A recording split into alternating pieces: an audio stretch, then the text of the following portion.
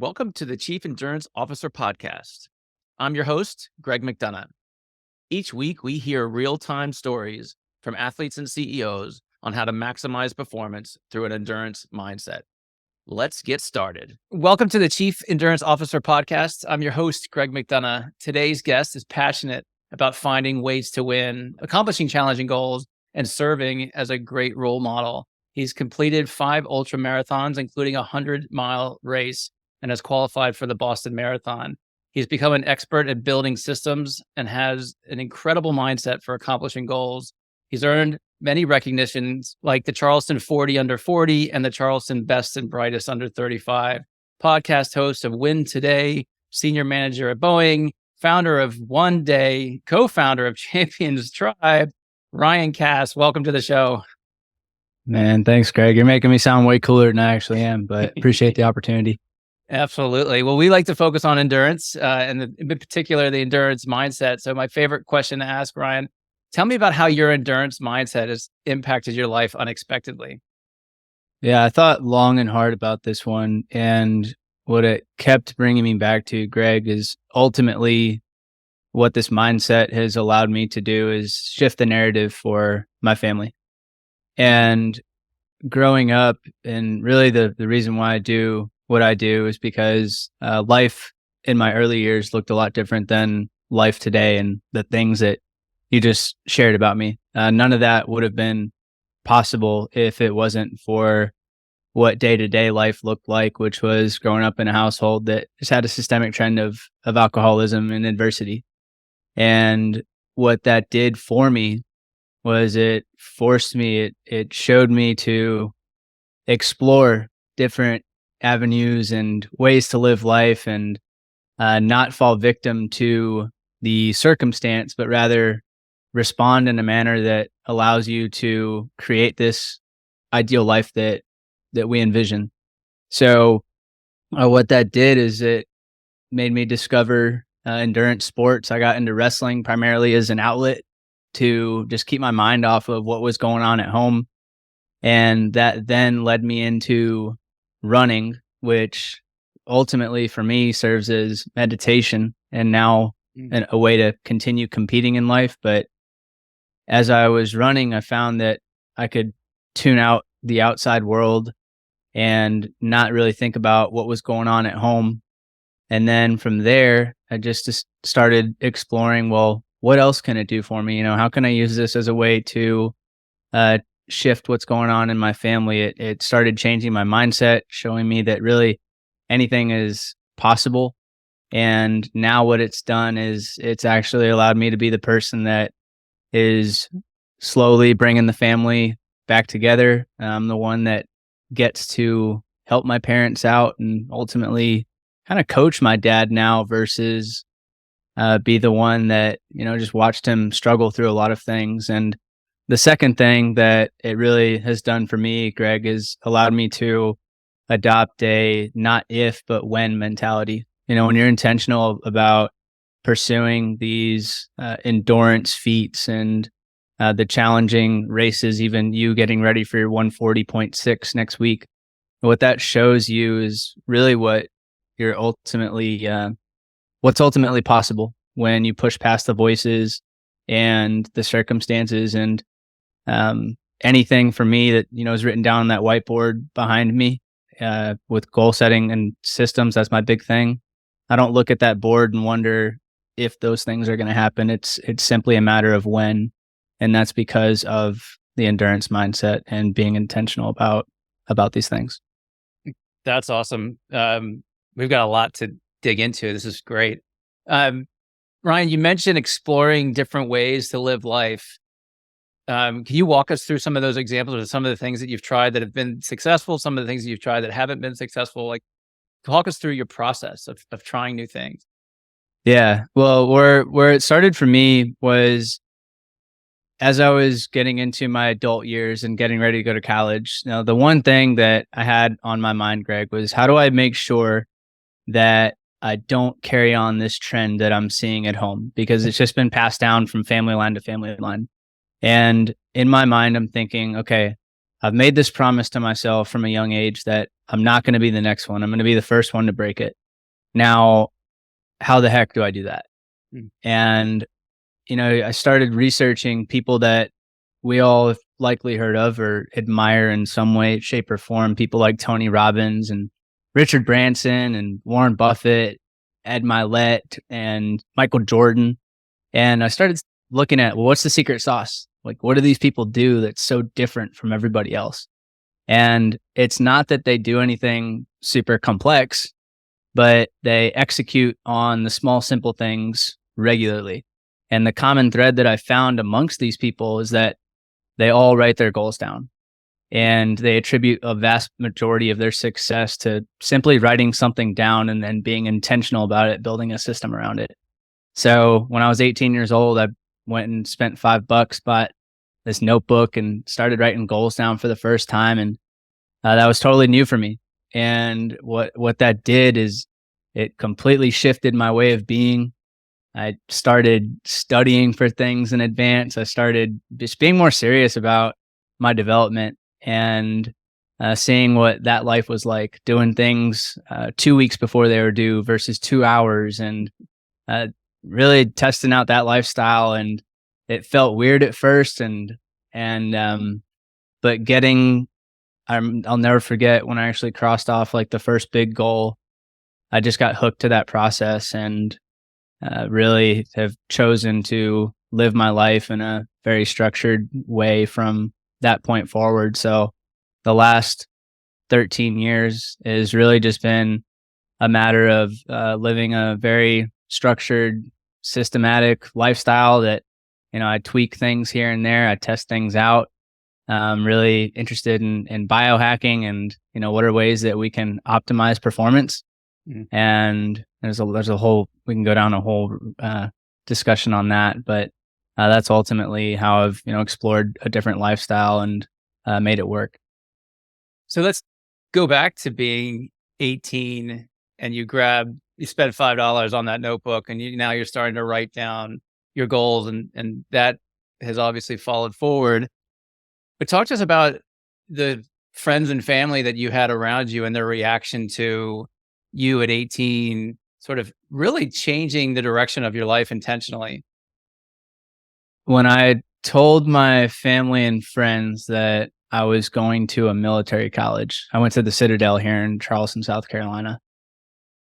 There was a lot of head scratching, and there was a lot of, people that thought it was a joke, even my parents included.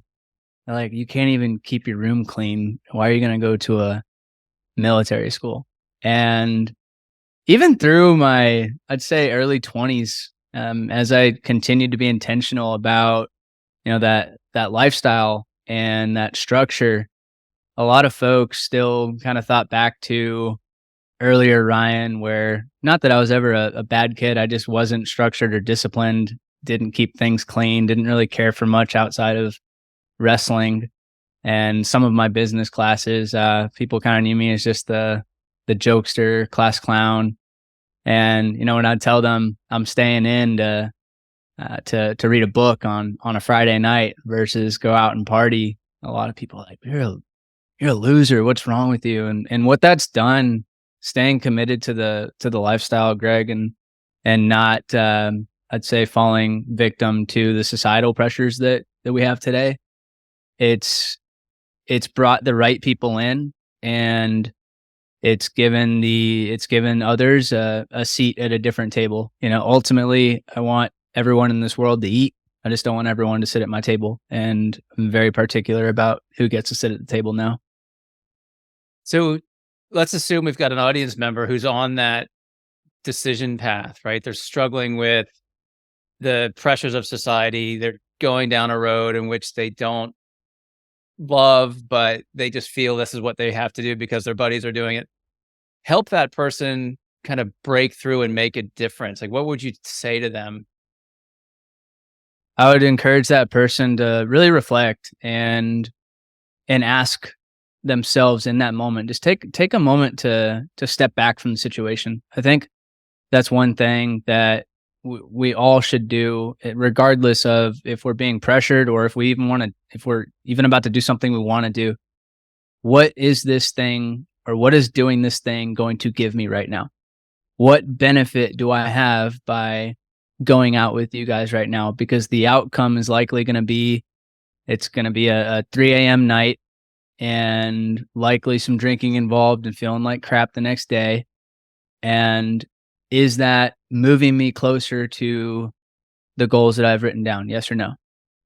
If yes, which I hardly believe could be the case, go for it. If not, it's easier to make or rather choose the hard right over the easy wrong. And a few things are going to happen. One, if these folks that you call friends don't understand that or continue to pressure you, you may want to reevaluate if they're truly your friends or not. Because if they're truly your friends, they're going to support you on the journey. And if you stay consistent with it, these are folks that likely are going to hop on the train with you. It's just a matter of you continuing to show up in the same manner. That's how I would encourage that person. That's powerful. Ryan, shifting gears slightly, and I'm going to make an assumption here, and hopefully it's true. I suspect you have daily routines, daily, weekly, monthly. Talk to us if you do. Talk to us about that. If you don't, I'll ask you a different question.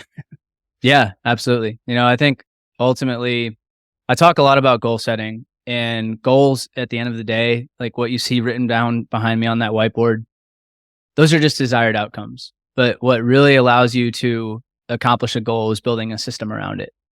And I love a quote from James Clear's book, Atomic Habits, one of my favorite books of all time, that really teaches you how to build systems that enable you to accomplish your goals. It says, we don't rise to the level of our goals.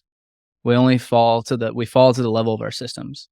So ultimately, that's what it boils down to. And for me, a typical day starts pretty early in the morning, anywhere from 4 to 5:30, and I prioritize movement, whether that's going for a run or going to lift weights, going to stretch, doing something that gets blood flowing. I prefer to get up and go for a run. That's just the best thing.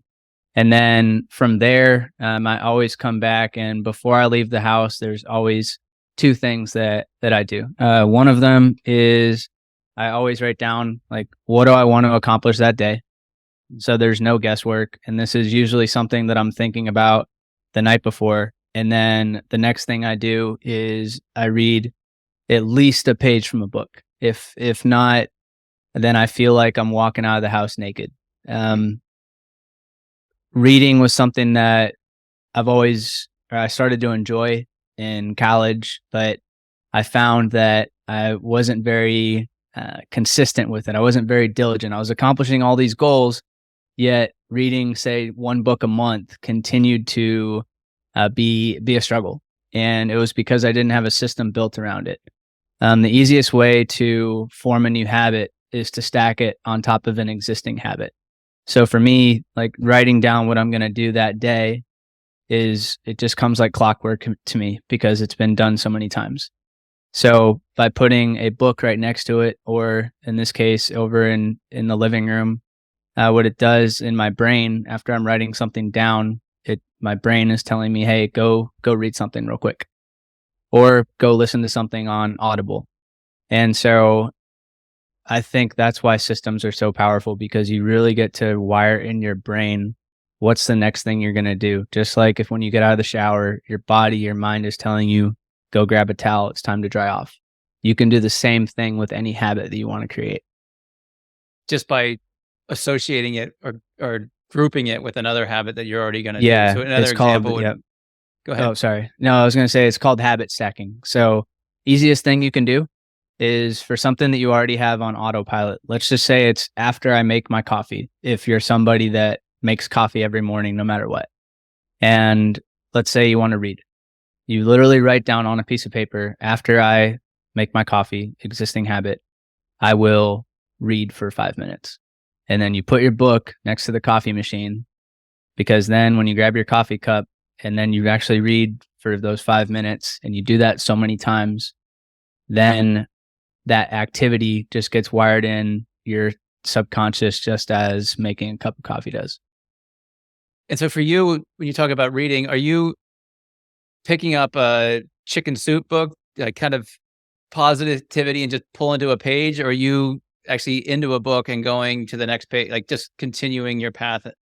Because I've done both. I've done where it's like, let's just have chicken soup for the soul on my desk. And before I turn my computer on, I'm just going to pull up a random page, read for 2 minutes, reflect on it, and then move on. And I've also done the, hey, I want to get to the end of Atomic Habits.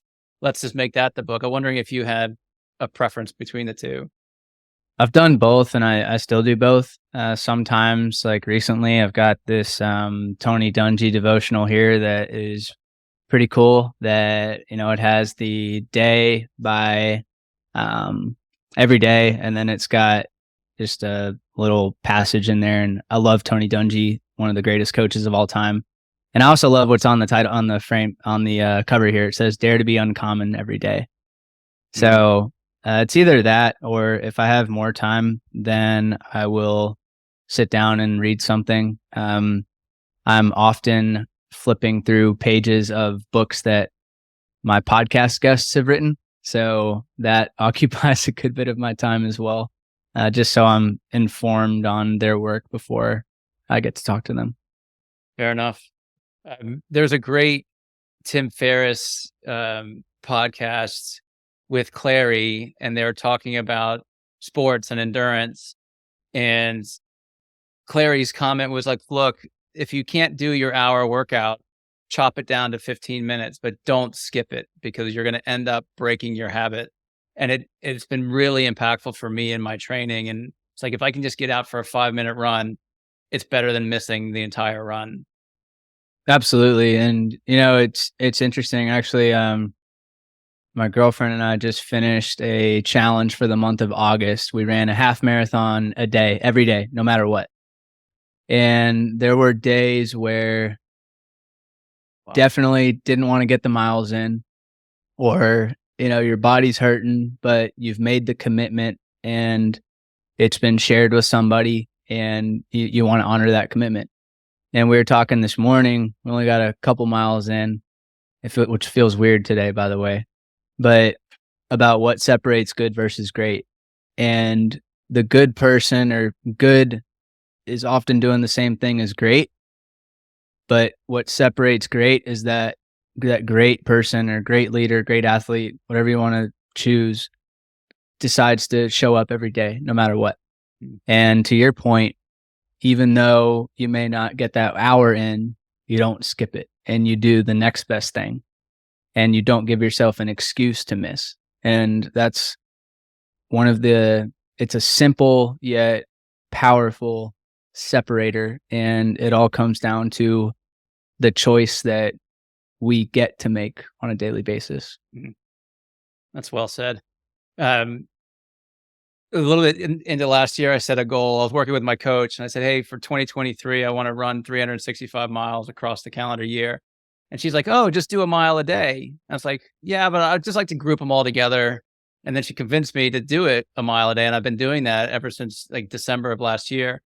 And what's fascinating about it for me is now my kids are into it. So if like we come home from dinner tonight and I haven't done my mile, my kids are going to say, get down on the treadmill and either walk it out or run it, or just get it finished so that we can continue to check the box.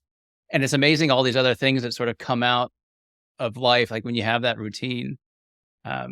Anything in particular come off the page for you, where like these routines and these habits that you have accomplished or fell in love with that you hadn't thought you would have an interest just because of maintaining your habits? Rephrase that. So I'm Yeah, tracking I with guess you. I'm curious, like if some other aspect of life has revealed itself because you have these routines, these habits, like you've fallen in love with playing guitar, or you wanted to learn something new because you're hitting this habit every day. Just curious if anything has sort of bubbled up. Yeah. Okay. I appreciate the clarification there. So a few things. I've really come to enjoy journaling. That's something that I didn't really enjoy much before, but and what this whole routines and lifestyle has led to is just also continuing to explore and discover like who else is really good at this? Who's leading the pack and why and what makes them different? And so, it leads you to find people like Ed Milet and Andrew Huberman, Tim Ferriss, who you mentioned, and then you get to study them and what makes them who they are. And another thing, I mentioned biohacking before. I've come to love cold plunges and cold showers, and something that, you say that and people are like, what the hell? Why? Why would you do that? And I've found that there's a good link between doing things like that and peak performance. Mm. So, but before, if you would have said like, hey, you should go do a cold plunge, but you're crazy, dude. So in that sense, I would say continued writing and biohacking and just testing out, like, again, what makes the best who they are, and let's give it a shot and see what it does for me. Why not me? Sure. So I have to ask, what's your favorite biohack? I love the cold plunge, man. I love it. Or cold showers, if there's not always access to the cold plunge. But it's something that, and going back to that endurance mindset, what is something that in my view defines that endurance mindset is just that you're relentless at the end of the day, and not just physically. Now, the cold shower, yeah, it has a physical impact, but it's one of the easiest ways to start your day with a challenge, even if it's 30 seconds. And that challenge, or rather that whole day, can go to hell, but you can look back on that day and be like, you know what, I still did something to challenge myself today, and That's right. become more resilient, become more relentless. And what it's doing is it's preparing you for the future battles that life will bring you. Life will always bring us these battles, and I believe choosing to take some on yourself and create these battles, it ultimately sets you up for the most success possible. Yeah. Embrace the discomfort, right? Yeah. So Ryan, let's shift gears a little bit.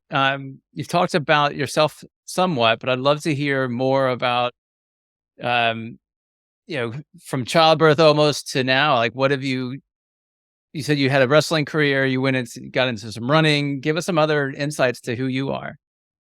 Oh man. Well, ultimately who I am, what makes me who I am, Greg, it's not so much of the things you'll read about me. Ultimately, what defines me is that I'm here to help people build systems that enable them to accomplish their goals and break systemic trends of adversity and ultimately get out of their way.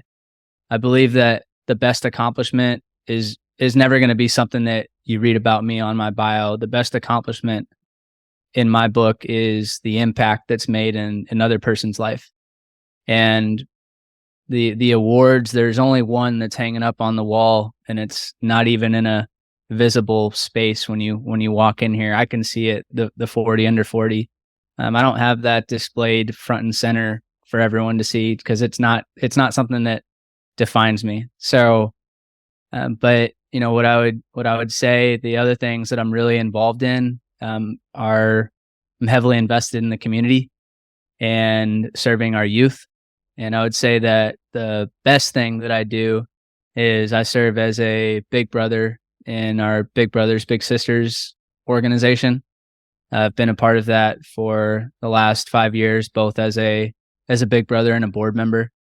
And I love it because, over the last few years, I've had the opportunity to work with a few youngsters that come from broken households. And one thing I have a huge problem with is that the stats that show if you come from a broken household or a household that's been faced with adversity, that you are more likely to become that person. You're less likely to succeed. And to me, I view those things as qualifiers because I've gone through the things I went through as a youngster and seeing the home life that I did with the alcoholism and the late nights and the police showing up from time to time. That's what qualifies me to be here and have this discussion with you right now. It's what qualifies me to sit down with some of the most inspiring people in the world and share them with whoever decides to tune into the podcast. And if I can get at least one youth to look at life that way versus falling victim to the circumstance and then being that same person that they saw growing up and carrying on that trend, that's a win, because I believe that these youngsters will eventually do the same to help at least one more person. And I believe how we change this world and make this world a better place is help one person. You see it on that banner right behind me, because we'll never know the real impact of all of our efforts. So that's me. That's fantastic. For those in the audience that don't know what Big Brother Big Sister is, can you explain what that organization is or what it does? Yeah, Big Brothers Big Sisters is a national nonprofit, and they're located in all 50 states and I believe some international touch points. And ultimately, how I describe it is you take in a youngster that is likely coming from a broken household and you incorporate them into your normal life. And an ordinary experience for us, whether it's, you and I can go run any day of the week, or you and I can go to the grocery store, or to get on an airplane and travel somewhere for a weekend and not think a thing of it, or get on the golf course, not think a thing of it. And we have kids right here in our backyards that have never done those things. And when you incorporate them into your normal life, again, that normal experience, that ordinary experiences can be extraordinary for them. So that's ultimately what the organization is about. You take a kid in as your own. Josiah, I call him family. And sometimes it's as simple as just picking him up when I go shopping and teach him a lesson or two. Sometimes we do some cool activities, and I'm teaching him about goal setting, and he's reading a book a month, and it's awesome, man. And it's also a mutually beneficial experience. You can learn a lot from these kids just by being with them and seeing how they live their lives and how they think through situations and so on and so forth. There's so many amazing things that come from this. That's fantastic. How did you discover Big Brothers Big Sisters? You said 5 years ago you got involved. How'd you end up? I wrote down a goal to start volunteering when I moved back to Charleston, and writing that down, looking at it every day, it forces you to again think about that thing, and it puts it in your mind. And for me, I want to be able to help the younger version of myself. And I would have loved to have had a big brother or somebody in that capacity when I was going through the things that I was going through in the household. So it really stems from a deep place of wanting to be there for that person that I once was, and show them that, hey, life is happening for you. It's not happening to you. And I think the earlier we can understand that, the better. I wouldn't change a single thing about what happened in my youth years, but if I did have the opportunity to change one thing, it would be knowing that all of those things were really for me and not to me. That's very well said. So you mentioned working with others with goal setting. Are you doing goal setting for workshops or groups, or are these just part of the community? Yeah, so it's through a few different domains. One is through One Day, which I started in 2019, and I work with some individual clients, ultimately working on rolling out an evergreen coaching group here soon this year, so I can handle group settings. And then I'll have a very limited one-on-one client basis. In addition to that, I do speaking opportunities at schools and organizations, and I get to do a lot of this in my corporate role too. I really make it a point to not just focus on the employee, but focus on the person first. So when you put people first and business second, the business part eventually handles itself. Because one thing I've found that makes people struggle professionally, it's not necessarily their professional abilities, it's things that are holding them back personally. So I handled that through my corporate role. And then we also launched a membership community last year called Champion Tribe, where we have members from all over the US that are a part of it, that are committed to growing in our 5 key pillars of life. And I do a lot of teaching in that community as well. So a lot of it through intentional teaching, and a lot of it just by, you can teach without quote teaching. You can teach by your way of being and how you show up for people and how you show up for groups, and how you choose to live your life. You know, we ultimately, like, just walking around in our day-to-day lives are teachers. And that's one thing I want people to understand, is that teaching and leadership, they know no titles. Titles don't define your abilities, and titles don't define leadership. So we all have that ability to teach and influence people, regardless of roles and if we have a business or not. That's inspiring for sure. Tell us about your podcast. Podcast, Win Today.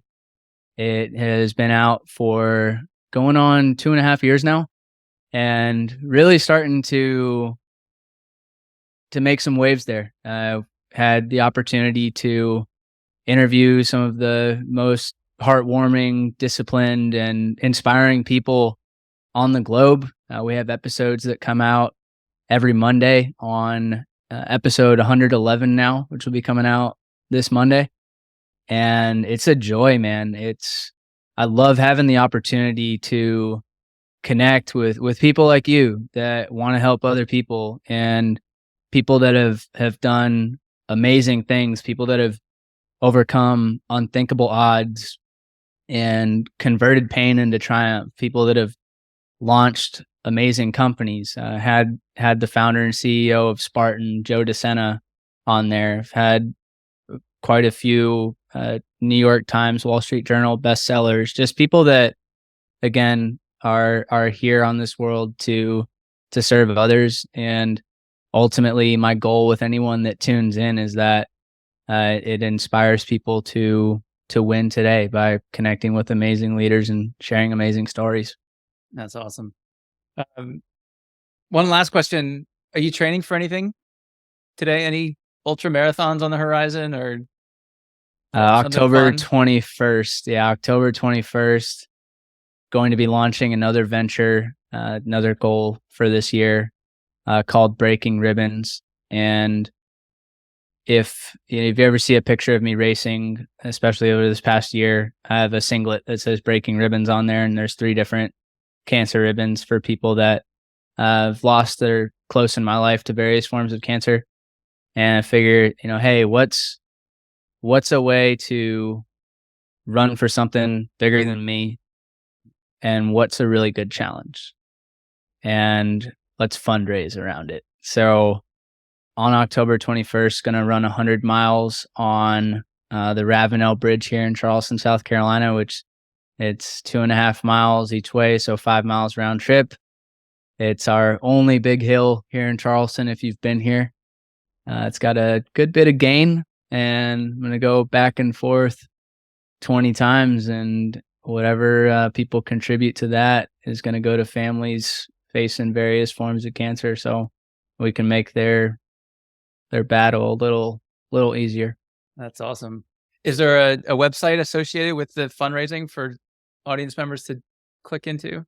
I haven't officially put it out there yet. My plan, I marked on the calendar, is to get it out there September 21st. So 1 month in advance. But There will definitely be information on my website and social media pages when we're ready to roll.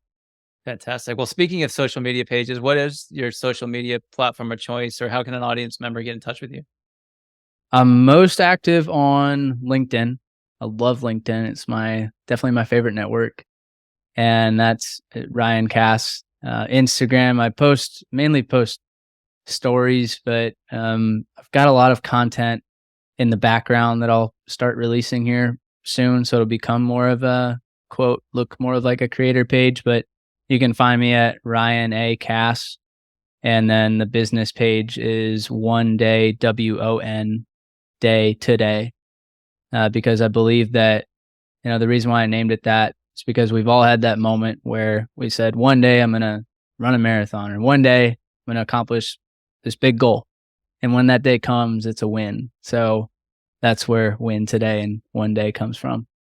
But those are the two. And then the Win Today podcast every Monday comes out, not missing a beat there. And you get to hear from some pretty incredible people on that. That's awesome. So for those audience members who are daydreaming about their next goal, I ask you to hit pause and write it down, because writing your goal down is going to dramatically change if you accomplish it or not. Would you agree with that, Ryan? Absolutely. Just by writing something down, you're 42% more likely to accomplish it. That studies show that. When you share it with a group of people, your odds increase to 70%. When you repeatedly share it with the same group of people, your odds of achieving it increase to 90%. So that's how you can hack life. It's as simple as understand what's important to you, write it down, share it with somebody, share it again and again and again. And it's never a matter of if, it's only a matter of when. You've said that a couple times today. Ryan, it's been awesome having you on the show. I really enjoyed learning about your story, your childhood story, and how you took it upon yourself to break that generational habit from occurring one more generation, and your processes and systems and routines around your goal setting, and the impact you're having with big brothers, big sisters is fantastic. You've been a great, great guest. And I encourage the audience members who get value out of this, please, like this episode, please share it with your friends and family and community. The way this message gets stretched is by us sharing it. So please connect with Ryan, connect with the show, share this on your social media so we can spread this message, please. Ryan, again, awesome to have you on the show. Good luck on the 21st. Appreciate you, man. Thank you so much. It was an honor, and I love the work you're doing, and keep up the great work. And folks, keep supporting Chief Endurance Officer. This is amazing. Thank you. Awesome, man. Thanks. Thank you for tuning in to the Chief Endurance Officer podcast. To hear more inspiring stories and strategies around the endurance mindset, be sure to subscribe below or visit us at chiefenduranceofficer.com. Until next time, keep pushing those limits.